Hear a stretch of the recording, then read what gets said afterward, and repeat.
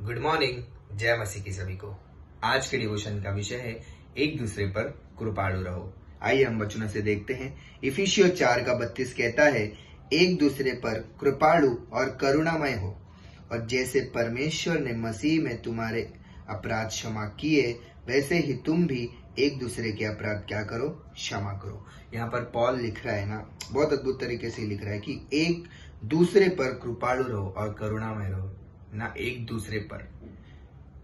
जैसे परमेश्वर ने मसीह में तुम्हारे अपराध यानी हमारे अपराध क्षमा किए, वैसे ही हमें एक दूसरे के अपराध क्या करने, क्षमा करने ना। मसीह ने, आज हम इस दुनिया में ना, जब यीशु मसीह नहीं आए थे ना, उससे पहले लोग क्या थे, पापी थे। हम भी एक पापी थे। जब भी हमने विश्वास नहीं किया यीशु मसीह में ना, हम क्या थे, पापी थे। लेकिन जब हम यीशु मसीह पे विश्वास करते तो हमारे सारे पाप क्या होते, मिट जाते। क्यों मिट जाते? क्योंकि यीशु मसीह ना हमारे पापों के लिए बलिदान हुआ ना।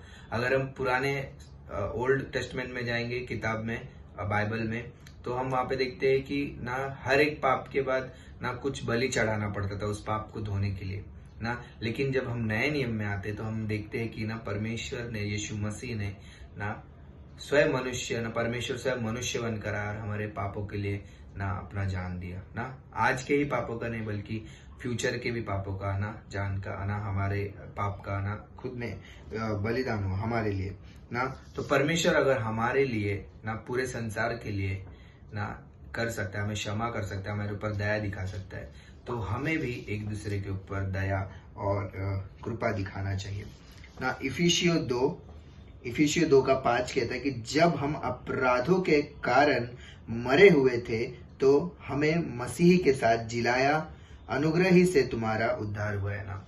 जैसे कि बताया ना, परमेश्वर इस दुनिया में आए ना, ये परमेश्वर का अनुग्रह था एक मानव जाति के लिए ना, परमेश्वर का अनुग्रह था।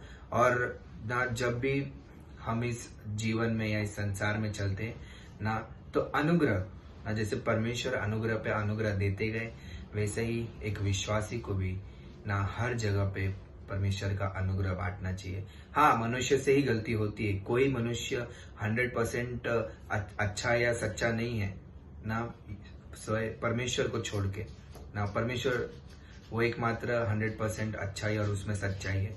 हम मनुष्य, हमारे अंदर पापी स्वभाव भी है, अच्छी स्वभाव भी है ना। हम कभी भी डगमगा सकते हैं, हम कभी भी गलतियां कर सकते हैं ना, हम कभी भी गलतियां कर सकते हैं। लेकिन परमेश्वर विश्वास योग्य धर्मी है कि वो हमें माफ करता है। वो हर दिन एक नई करुणा, एक नया दया दिखाता है ना, हर एक दया ना।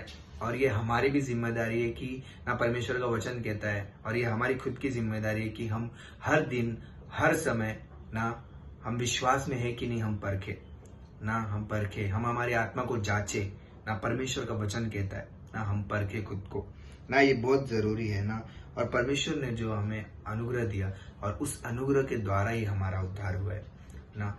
उद्धार, और ऐसा उद्धार कि वो जो हमारा आत्मा का बचाव हुआ है ना, वो शायद ये शरीर, हाँ ये शरीर यहीं पे रह जाएगी ना, लेकिन हमारा उद्धार, जो अनुग्रह परमेश्वर का, जो हमारी आत्मा है ना, उस स्वर्ग में रहेगा ना, उस स्वर्ग में रहेगा ना। इसलिए परमेश्वर बहुत महान है, वो दयालु है, करुणामय है ना। वैसे ही हमें भी दयालु और करुणामय लोगों पे बनना है। परमेश्वर का वचन कहता है 7 × 70 माफ करो, यानी 490 बार ना, 490, 7 × 70 परमेश्वर कहता है माफ करो ना। तो हमें परमेश्वर की आज्ञाओं को मानना है ना, परमेश्वर का भय मान के इस संसार में चलना है ना। इसलिए एक दूसरे पर हमें दयालु, कृपालु और करुणामय बनना है ना, जिससे हमारे संबंध और भी मजबूत बने। आमीन। आइए हम प्रार्थना करते हैं। धन्यवाद करते हैं पिता परमेश्वर, सुंदर समय के लिए प्रभु जी। परमेश्वर, हर किसी को पिता परमेश्वर शक्ति बल देना पिता परमेश्वर, कि प्रभु जी हम एक दूसरे पर दयालु, कृपालु बने पिता परमेश्वर। प्रेम करे पिता परमेश्वर एक दूसरे से पिता परमेश्वर।